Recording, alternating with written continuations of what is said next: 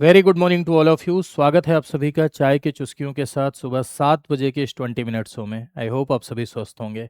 जैसा कि आप सभी को पता है कि सोमवार से शनिवार मैं आप सभी के समक्ष सुबह 7 बजे उपस्थित होता हूं और इस शो में चर्चा करता हूं 4 सवालों के साथ 40 बातों पर। ऐसी 40 बातें जो आपके एग्जाम के लिए इंपॉर्टेंट हैं, महत्वपूर्ण हैं, जरूरी हैं और संभावित हो सकती हैं। आशा करते हैं कि आप सभी इस सेशन को एंजॉय करते होंगे और अपने दोस्तों के मध्य शेयर भी करते होंगे। मेरे भाइयों, इस सेशन के साथ साथ मेरी एक क्लास और चलती है शाम को 8 बजे, जो कि लक्ष्मीकांत सेशन है। मैंने आपसे कहा है कि आपको मुझे 60 से 70 मिनट देने हैं। अगर आप 2 से ढाई महीने तक लगातार मुझे 60 से 70 मिनट देते हैं तो ये मेरा दावा है कि आप पॉलिटी सीख पाएंगे। 20 मिनट का समय आपको निकालना है 20 मिनट शो के लिए और 40 से 50 मिनट का समय निकालना है शाम को 8 बजे लक्ष्मीकांत की थ्योरी क्लास के लिए। दोनों सेशन आपको लगातार अटेंड करने हैं। अगर आप अटेंड किए तो ज़रूर आपके भीतर एक बेटर अंडरस्टैंडिंग क्रिएट होगी। जो लोग अटेंड कर रहे हैं उन लोगों से आप पूछिए, वो लोग यही कह रहे हैं कि बढ़िया तैयार हो रहा है और क्वेश्चंस भी बन रहे हैं। चलिए, तो यदि आप यूपीपीसीएस की तैयारी करते हैं, आरओ की तैयारी करते हैं, वीओ की तैयारी करते हैं या किसी आप ऐसी परीक्षा की तैयारी करते हैं, किसी आप ऐसे एग्जाम की तैयारी करते हैं, किसी ऐसी परीक्षा की आप तैयारी करते हैं जिसमें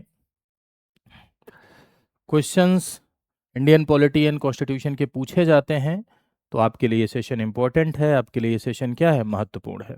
तो पहला सवाल आपकी स्क्रीन पर लिखा हुआ है, निम्नलिखित कथनों पर विचार कीजिए। Consider the following statement.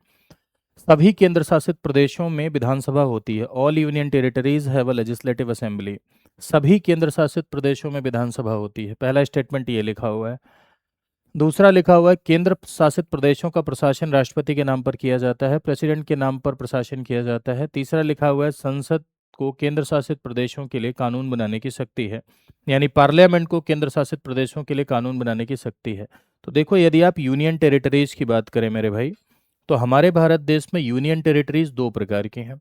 एक तो यूनियन टेरिटरी ऐसी हैं, एक तो संघ शासित प्रदेश ऐसे होते हैं जहां पर लेजिस्लेटिव असेंबली, यानी ऐसे संघ शासित प्रदेश होते हैं जहां पर लेजिस्लेटिव असेंबली होती है, यानी विधानसभा होती है।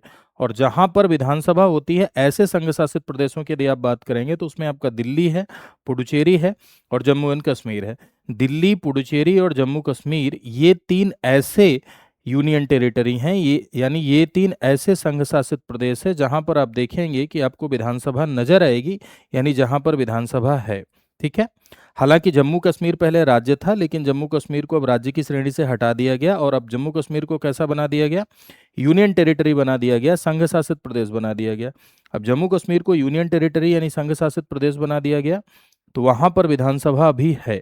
लेकिन जम्मू कश्मीर, दिल्ली और पुडुचेरी को छोड़ दिया जाए तो अन्य जो आपके क्षेत्र हैं, अन्य जो आपकी यूनियन टेरिटरी है, वो गैर विधानसभा वाले यूनियन टेरिटरी हैं, यानी वहां पर विधानसभा नहीं है, लेजिस्लेटिव असेंबली वहां पर नहीं है। बात समझ रहे हैं?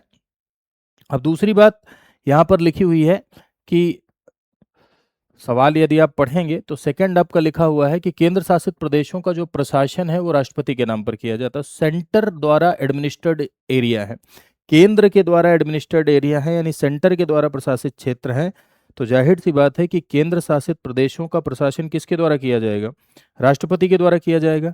ठीक है। हमेशा इस बात को ध्यान रखिएगा कि जितने भी केंद्र शासित प्रदेश हैं, जितने भी यूनियन टेरिटरी हैं, उनका प्रशासन राष्ट्रपति के ही नाम पर किया जाता है, यानी प्रेसिडेंट के ही नाम पर किया जाता है। लेकिन अगर राज्यों की आप बात करते हैं तो राज्यों का प्रशासन राज्यपाल के नाम पर किया जाता है, जब तक वहां राष्ट्रपति शासन न लगा हो। अगर राष्ट्रपति शासन लगा रहता है तो वहां पर राष्ट्रपति के नाम पर प्रशासन किया जाता है। ठीक है। तो केंद्र शासित प्रदेशों में राष्ट्रपति स्वयं या अपने एडमिनिस्ट्रेटर के द्वारा या अपने एडमिनिस्ट्रेटर या प्रशासक या लेफ्टिनेंट गवर्नर के द्वारा प्रशासन करते हैं। ठीक है। एक बार फिर से सारी चीजों को मैं क्लियर कर दे रहा हूं। देखो, यदि आप यूनियन टेरिटरीज की बात करें, संघ शासित प्रदेश की बात करें, तो दिल्ली आपका हो गया, पुडुचेरी आपका हो गया एंड जम्मू एंड कश्मीर हो गया।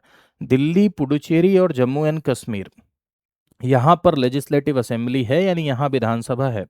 ये विधानसभा है, यहाँ सरकारें चलती हैं। ठीक है। यहाँ पर आपको लेफ्टिनेंट गवर्नर का कॉन्सेप्ट नजर आएगा।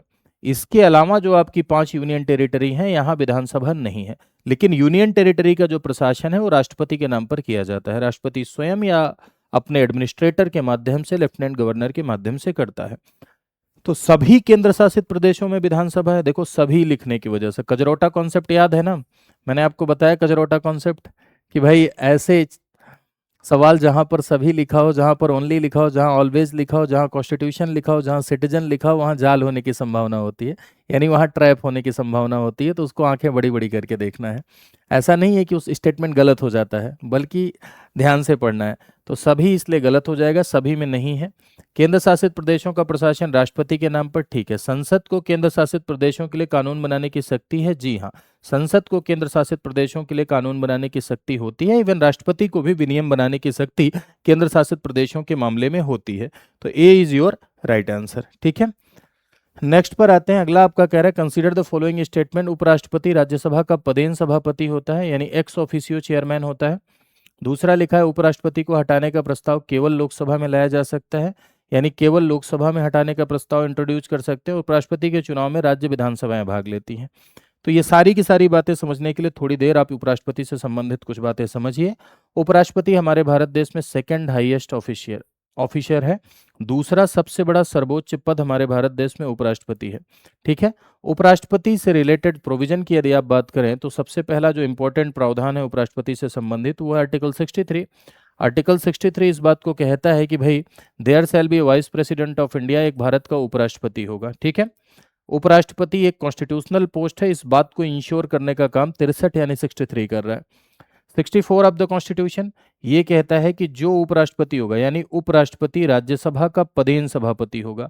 राज्यसभा का एक्स ऑफिशियो चेयरमैन होगा, यानी राज्यसभा का पदेन सभापति मतलब ऐसा व्यक्ति जो उपराष्ट्रपति का चुनाव जीतेगा वो ऑटोमेटिकली, ऐसा व्यक्ति जो उपराष्ट्रपति का चुनाव जीतेगा वो ऑटोमेटिकली राज्यसभा को चेयर करेगा, ठीक है। 65 कह रहा है कि राष्ट्रपति की अनुपस्थिति में उपराष्ट्रपति राष्ट्रपति के तौर पे काम करेगा। लेकिन जब उपराष्ट्रपति राष्ट्रपति के तौर पे काम करता है तो उस दौरान वो राज्यसभा को चेयर नहीं करता, उस दौरान वो राज्यसभा की अध्यक्षता यानी राज्यसभा के सभापति की भूमिका नहीं निभाता है, ठीक है। उपराष्ट्रपति को ध्यान रखिएगा, एज अ वाइस प्रेसिडेंट कोई भी सैलरी नहीं मिलती है, उपराष्ट्रपति को राज्यसभा के चेयरमैन के तौर पर वेतन मिलता है, ठीक। आर्टिकल 66 इसकी योग्यता के बारे में बात करता है, इलेक्शन के बारे में बात करता है। तो सवाल इलेक्शन से संबंधित है, तो थोड़ा हम लोग देख लेते हैं। उपराष्ट्रपति का जो चुनाव है यानी वाइस प्रेसिडेंट का इलेक्शन की यदि आप बात करें तो उपराष्ट्रपति का चुनाव भारत देश में इनडायरेक्ट होता है, वैसे ही इलेक्शन होता है जैसे राष्ट्रपति का, वैसे ही चुनाव जैसे राष्ट्रपति का, इनडायरेक्ट इलेक्शन, अप्रत्यक्ष चुनाव। उपराष्ट्रपति के चुनाव में कौन कौन पार्टिसिपेट करता है, तो उपराष्ट्रपति के चुनाव में सारे एमपी, चाहे वो इलेक्टेड हो चाहे वो नॉमिनेटेड हो, यानी लोकसभा के सभी सदस्य और राज्यसभा के सभी सदस्य वाइस प्रेसिडेंट के इलेक्शन में पार्टिसिपेट करते हैं। प्रेसिडेंट में ऐसा नहीं होता है। प्रेसिडेंट में लोकसभा के इलेक्टेड, राज्यसभा के इलेक्टेड, स्टेट लेजिस्लेटिव असेंबली, राज्य विधानसभा के इलेक्टेड पार्टिसिपेट करते हैं। नॉमिनेटेड लोग प्रेसिडेंट के इलेक्शन में पार्टिसिपेट नहीं करते, लेकिन वाइस प्रेसिडेंट के इलेक्शन में नॉमिनेटेड पार्टिसिपेट करते हैं। लेकिन एक बात ध्यान रखिएगा, उपराष्ट्रपति के चुनाव में राज्यों के सदस्य भाग नहीं लेते। 67 जो है इसके कार्यकाल की बात करता है, इसका कार्यकाल 5 साल होगा और हटाने की बात भी यहीं की गई है, ठीक है। उपराष्ट्रपति को यदि आप हटाए जाने से रिलेटेड बात करें तो उपराष्ट्रपति को हटाने की प्रक्रिया ये है मेरे भाई कि वाइस प्रेसिडेंट को हटाने के लिए राज्यसभा इनिशिएट करती है, 14 दिन की पूर्व सूचना देते हैं, राज्यसभा में प्रस्ताव लाते हैं और इफेक्टिव मेजोरिटी यानी प्रभावी बहुमत से पारित करते हैं। इफेक्टिव मेजोरिटी से पारित करते हैं प्रभावी बहुमत। प्रभावी बहुमत का मतलब होता है तत्कालीन सदस्यों का कुल बहुमत, यानी कुल माइनस वैकेंट बाई 2+1, कुल सदस्य संख्या माइनस जो खाली है। खाली और अब्सेंट में अंतर होता है, ध्यान रखना। अब्सेंट है, नहीं आए हैं, मिलने गए हैं, डेट पे गए हैं, वो अब्सेंट है। खाली का मतलब रिजाइन कर दिए हैं, मृत्यु हो गई है, सिंगापुर चले गए हैं, ठीक है, रिजाइन करके। तो कुल संख्या माइनस खाली बाई 2+1, इसे इफेक्टिव मेजोरिटी कहते हैं। इफेक्टिव मेजोरिटी से पास हुआ, फिर उसके बाद लोकसभा का कंसेंट, लोकसभा की सहमति। लोकसभा की सहमति का मतलब यह है कि लोकसभा में सिंपल मेजोरिटी से, सामान्य बहुमत से पारित होना होगा, ठीक है। तो इस तरह से उपराष्ट्रपति हटता है। तो आओ देखते हैं भाई, पहला लिखा हुआ उपराष्ट्रपति राज्यसभा का पदेन सभापति होगा, बिल्कुल सही लिखा है। हटाने का प्रस्ताव केवल लोकसभा में आएगा, कजरौटा कॉन्सेप्ट लगा, गलत हो जाएगा। केवल लोकसभा नहीं, केवल राज्यसभा में आएगा हटाने का प्रस्ताव, स्टेटमेंट गलत है। चुनाव में राज्य विधानसभा भाग लेती है, जी नहीं। स्टेट लेजिस्लेटिव असेंबली इसके इलेक्शन में पार्टिसिपेट नहीं करती। राज्य की विधानसभा इसके चुनाव में भाग नहीं लेती है, स्टेट लेजिस्लेटिव असेंबली इसके इलेक्शन में पार्टिसिपेट नहीं करती है। तो आंसर हो जाएगा आपका ओनली वन। ठीक है, नेक्स्ट पर आते हैं। अगला, parliamentary privileges are codified in India. Bharat देश में संसदीय विशेषाधिकार संहिताबद्ध है। दूसरा 105 जो है पार्लियामेंट्री प्रिविलेज यानी संसदीय विशेषाधिकार से संबंधित है।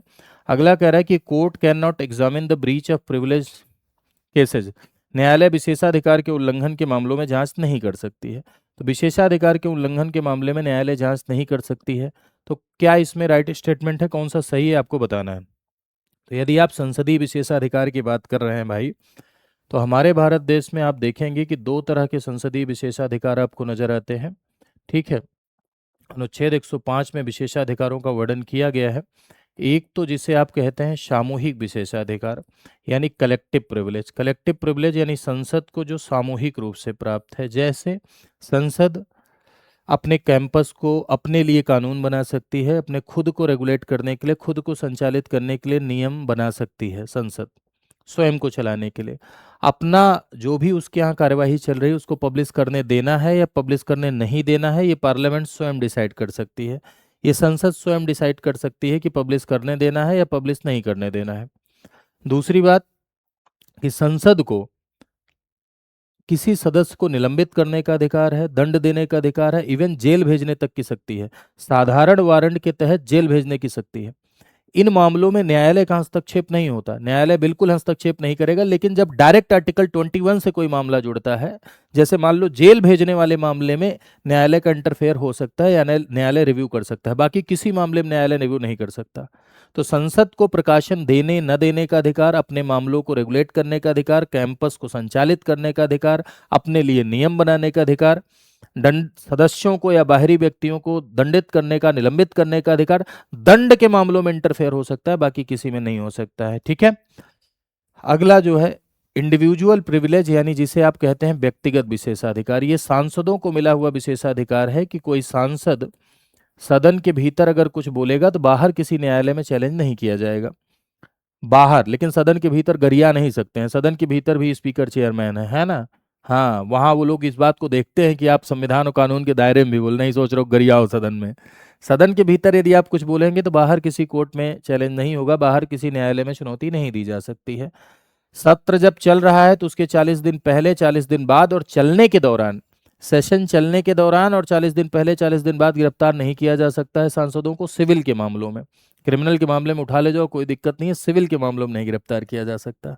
ठीक है, प्लस गवाह के रूप में उपस्थित होने की स्वतंत्रता होती है किसको, सांसदों को। तो ये व्यक्तिगत विशेषाधिकार इनको मिल रहा है। तो यहां आते हैं, भारत में संसदीय विशेषाधिकार संहिताबद्ध है, तो यह सही लिखा हुआ है। संसदीय विशेषाधिकार भारत देश में संहिताबद्ध है, बिल्कुल सही है। 105 विशेषाधिकारों को डील करता है। विशेषाधिकार उल्लंघन के मामलों में जांच नहीं कर सकते सामान्यतः, जनरली विशेषाधिकार उल्लंघन के मामलों में न्यायालय को कोई जांच करने का अधिकार नहीं है। ये बात बिल्कुल क्या है, सही है। लेकिन हाँ, अगर कोई विशेष मामला हो, आर्टिकल 21 डायरेक्ट प्रभावित होता है, तब कोर्ट का इंटरवीन हो सकता है, नहीं तो नहीं हो सकता है। तो डी, तो जनरल स्टेटमेंट में ये स्टेटमेंट लिखा है, तो जनरल जो है सेपरेशन क्रिएट किया गया है, नहीं हो सकता है। ठीक है, कुछ आर्टिकल है इससे रिलेटेड जो आप समझ लीजिए, जो इंपॉर्टेंट है। जैसे ये अनुच्छेद 105 आपका संसदीय विशेषाधिकारों से संबंधित आर्टिकल है, यानी पार्लियामेंट्री प्रिविलेजेस से रिलेटेड आर्टिकल है। आपके यहाँ एग्जामिनेशन में सवाल इससे रिलेटेड पूछा जाता है कि संसदीय विशेषाधिकार से संबंधित अनुच्छेद है आपका। ठीक है, 194 राज्य विधानमंडल के विशेषाधिकार से रिलेटेड है, ये भी आपके यहाँ पूछा जाता है। राज्य विधानमंडल के विशेषाधिकार, स्टेट लेजिस्लेचर के जो प्रिविलेजेस होते हैं, राज्य विधानमंडल को जो सामूहिक रूप से विशेषाधिकार और राज्य विधानमंडल के सदस्य विधायकों को जो मिला है, उससे रिलेटेड आपका क्या है, आर्टिकल 194 ऑफ द कॉन्स्टिट्यूशन है। ठीक है, article 21 of the constitution, article 22 of the constitution. देखो एक बात समझिएगा कि भारत देश में जो भी संसदीय विशेषाधिकार मिले हैं, जैसे संसदीय विशेषाधिकार राज्य में राज्य विधानमंडल को मिला है 194 के तहत, और यहाँ संसद को 105 के तहत विशेषाधिकार मिला है। इसमें एक आपको इंपॉर्टेंट पॉइंट मैं आपको और बताता हूँ। इंपॉर्टेंट पॉइंट ये है मेरे भाई कि जैसे सांसदों को संसदीय विशेषाधिकार प्राप्त है, वैसे केंद्र में क्या महान्यायवादी को भी विशेषाधिकार प्राप्त है। सवाल ये है कि जैसे सांसदों को विशेषाधिकार प्राप्त है, क्या वैसे ही विशेषाधिकार वैसे ही विशेषाधिकार महान्यायवादी को भी प्राप्त है। तो जी हाँ, महान्यायवादी को भी वैसे ही विशेषाधिकार प्राप्त है। और राज्य में क्या महाधिवक्ता को भी वैसे ही विशेषाधिकार प्राप्त है? जी हाँ, राज्य को महाधिवक्ता को भी वैसे ही विशेषाधिकार प्राप्त है, लेकिन इन दोनों को वोट का अधिकार नहीं है। ठीक है, वोट देने का अधिकार इन दोनों को नहीं है। ठीक, चलो आगे के आर्टिकल देखते हैं। 121 ये कहता है कि भाई जो ये हाई कोर्ट और सुप्रीम कोर्ट के जज हैं, सुप्रीम कोर्ट और हाई कोर्ट के जो जज हैं, इनके आचरण पर तब तक बहस नहीं होगी जब तक इनको हटाने का प्रस्ताव न चल रहा हो। यानी सुप्रीम कोर्ट और हाई कोर्ट के जजेज के आचरण पर संसद में तब तक टिप्पणी नहीं की जा सकती है जब तक हटाने का प्रस्ताव न चल रहा हो। ठीक है, ये है संसदीय कार्यवाही में न्यायालय का हस्तक्षेप नहीं होगा, पार्लियामेंट्री प्रोसीडिंग में न्यायालय का हस्तक्षेप नहीं होगा, separation of legislature from judiciary किया गया है आर्टिकल 122 के थ्रू। तो ये 4 आर्टिकल हैं, जनरली एग्जामिनेशन में ये पूछ लिए जाते हैं, तो इसलिए मैंने आपको ये बता दिया। ठीक है, अगले सवाल पर आते हैं। कंसीडर द फॉलोइंग स्टेटमेंट, निम्नलिखित कथनों पर विचार कीजिए। It covers the dispute involving legal rights only. किसकी बात की जा रही है भाई? ये original jurisdiction of supreme court. ठीक है, आर्टिकल 131 की बात की जा रही है। आर्टिकल 131 को ध्यान में रखते हुए, यानी सुप्रीम कोर्ट के ओरिजिनल जुरिस्डिक्शन को, सुप्रीम कोर्ट के अनन्य क्षेत्राधिकार को ध्यान में रखते हुए तीनों स्टेटमेंट आपको पढ़ना है। ठीक है, लिखा हुआ है इसमें केवल विधिक अधिकारों से जुड़े विवाद आते हैं।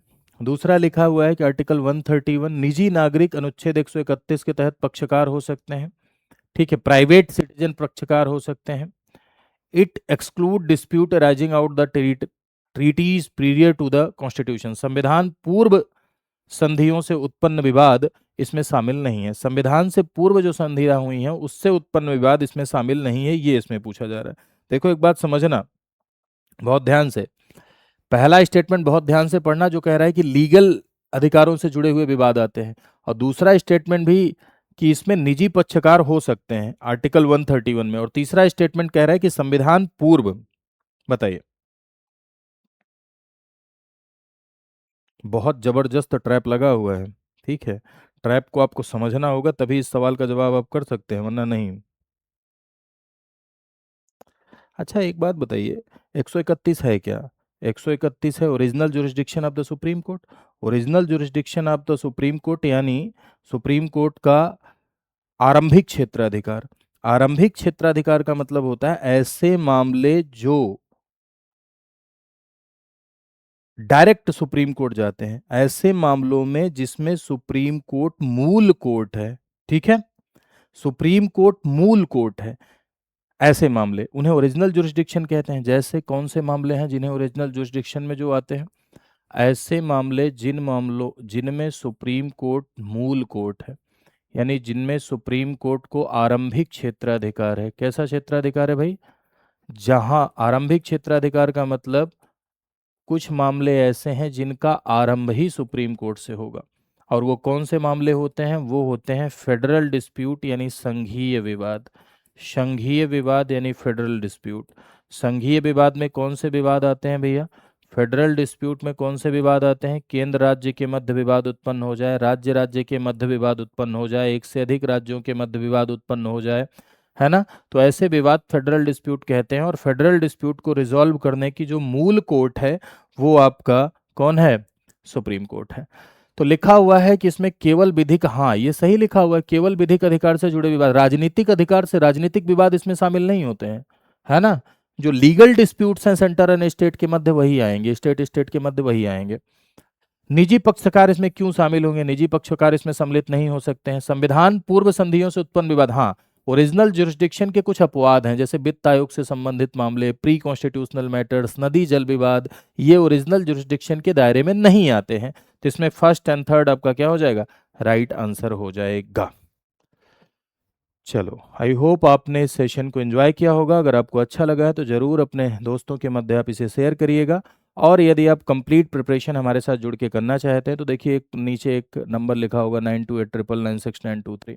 इस नंबर पे अगर आप कॉल करेंगे तो आपको तैयारी के लिए पूरा ऑर्गेनाइज्ड काउंसलिंग दी जाएगी। ठीक है, 9289996923। ठीक। और साथ ही साथ ये कोड आप अप्लाई कर सकते हैं अगर आप किसी भी पर्टिकुलर कोर्स को परचेज करना चाहते हैं ऑर्गेनाइज्ड रूप से पढ़ने के लिए। कोड हर फैकल्टी का अपना अपना कोड होता है, मेरा भी एक कोड है, ये आपकी श्रद्धा के ऊपर निर्भर करता है कि आप लगाएं या ना लगाएं। आप किसी का भी लगा सकते हैं लेकिन अध्यापकों का ही लगाइएगा, अध्यापकों का कोड लगाने से ज़्यादा डिस्काउंट आपको मिलता है।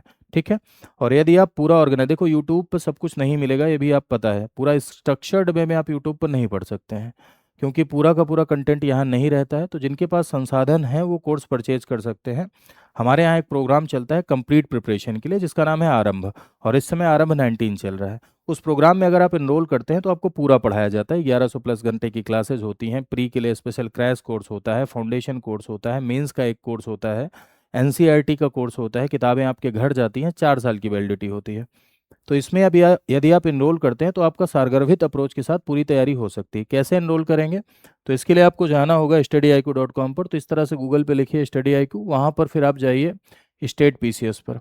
स्टेट पीसीएस पे जब आप क्लिक करेंगे तो आप यूपी पीसीएस पे क्लिक करिए और वहाँ आपको दिखेगा क्या, आरंभ 19.0। ये देखिए, दिख रहा है ना, Aarambh foundation batch, pre mains interview तीनों की तैयारी के लिए। तो यहाँ जाके बैच के पूरे फीचर पढ़ सकते हैं आप। ठीक। साथ ही साथ इस बैच में इनरोल करने के लिए आप VL लाइव कूपन कोड का इस्तेमाल करते हुए इनरोल कर सकते हैं। तो आज के लिए इतना ही। Thank you so much to all of you. खुश रहिए, स्वस्थ रहिए, आगे बढ़िए, मोटाइए। मोटाने का अर्थ फूलना नहीं है, मोटाने का अर्थ है बी हेल्दी, यानी कि स्वस्थ रहना। Thank you so much to all of you. नमस्कार।